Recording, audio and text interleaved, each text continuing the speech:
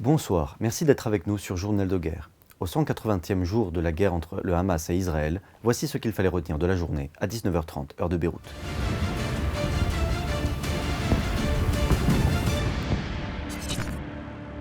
Nous commençons par un récapitulatif de la situation à la frontière libano-israélienne. Les échanges de tirs d'artillerie entre le Hezbollah et l'armée israélienne ont repris avec grande intensité mercredi. L'armée israélienne a ainsi annoncé avoir lancé près de 60 bombes au phosphore, 40 obus dont 20 de gros calibre sur Ait al-Shab et 5 bombes au phosphore sur Ramia. Plusieurs obus sont par ailleurs tombés sur les périphéries de Naoura, Jabal el-Laboune, Al-Malshab et Veira, ainsi que les vallées aux alentours de Shirin et de Tel Harfa.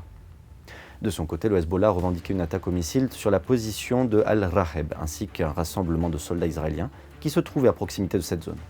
La formation pro-iranienne a également annoncé avoir pris pour cible une position militaire près de la caserne de Branit. La formation pro-iranienne a également déploré la mort d'un de ses combattants, Hassan Ibrahim Aloul.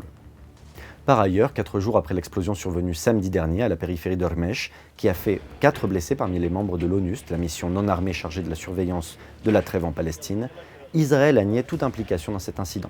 Le porte-parole de la force onusienne, Andrea Tenenti, a déclaré à l'AFP que, je cite, « les rapports préliminaires montrent que l'explosion n'a pas été causée par un tir direct ou indirect ». Fin de citation. Il a également spécifié que l'enquête est toujours en cours. Selon des informations obtenues par ICI Beyrouth, l'équipe de l'ONU était suivie par un drone israélien. Un responsable judiciaire a déclaré par ailleurs mercredi à l'AFP, sous couvert de l'anonymat, que selon les premiers résultats de l'enquête de l'armée libanaise, les observateurs de l'ONU et leurs traducteurs avaient été blessés par, je cite, « l'explosion d'une mine », samedi à Armesh. Fin de citation. À l'occasion du podium en vue de la journée de Jérusalem qui sera célébrée vendredi prochain, les discours des 7 représentants du dit axe de la résistance se sont succédés. Dans son discours, le secrétaire général du Hezbollah, Hassan Nasrallah, a insisté sur la nécessité, je cite, pour tous ceux qui soutiennent la résistance, de montrer ses résultats stratégiques et de mettre en relief les pertes israéliennes et américaines dans la région, par tous les moyens, sinon les réalisations vont paraître des défaites. Fin de citation. Dernier à prendre la parole, le président iranien Ebrahim Raïssi a promis une riposte au raid israélien meurtrier de lundi soir contre un bâtiment annexe du consulat iranien à Damas. Les autres dirigeants ont insisté sur l'inaction des dirigeants arabes.